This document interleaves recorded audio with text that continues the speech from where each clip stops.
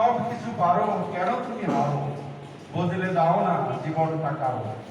কিবা তার দোষ, প্রিয় কথা ছাড়ো, ছুটে চলা শুধু তবু মন কারো। পাখা মেলে ধরো, মন খুলে বলো, রিপুটাকে বেঁধে দূর দেশে চলো।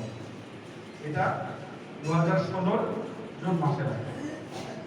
এবার 10 সালে কন্যা শিশু দিবস উপলক্ষে আমি লিখেছিলাম, নও তুমি করো দলগত, নবীনের এ মিছিলে তোমাকেই চাই। ওঠো ওঠো, জেগে ওঠো, বেলা হয়ে যায়।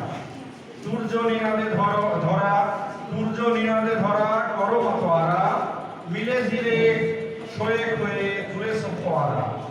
কথার কাজ দিয়ে দেখাও না জাদু, রকেটের গতি নিয়ে এসে যাবে দাদু।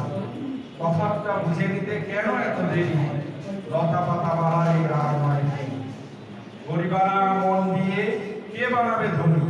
তপে জপে জোটে বহু মাখন ও ননি।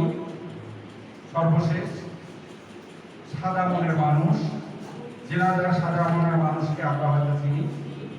জেনাদা বালিকা উচ্চ বিদ্যালয়ের হেড মিস্ট্রেস আপাতত মনোরা খাতুন, তাকে নিয়ে একটা স্মারকগ্রন্থ হয়েছিল, সেখানে আমি লিখেছিলাম সাদা মনের মানুষ। তার যে গুণগুলো পেয়েছি আমি সেইগুলো দিয়েই রাখলাম। সাহিত্য সারথি আর সমাজ দর্পণ, দানে ধ্যানে আপনারে করে সমর্পণ। মনন মেধায় তার তুলনা যে নাই, নেশাদার পড়াশোনা রোজ নাম চায়।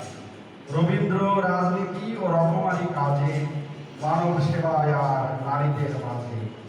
নুয়ে পড়া ঘুরে ধরা সমাজের ভিড়, সরস্বর্যে সরগুণে গাহিতার। আমি সরস্বর্য এবং সরগুণ সেইটা দেখেছি। প্রভুত্ব, পরাক্রম, যশ, সম্পদ, জ্ঞান এবং পরাক্রম। আমরা যদি এগুলো অর্জন করতে পারি, আমরা নারী পুরুষ যাই থাকি না কেন, সবাই আস্তে আস্তে মানুষ এবং এক পর্যায়ে সাদা মনের মানুষ হব। এই প্রত্যাশা রেখে আমি আমার বক্তব্য এখানে শেষ করব।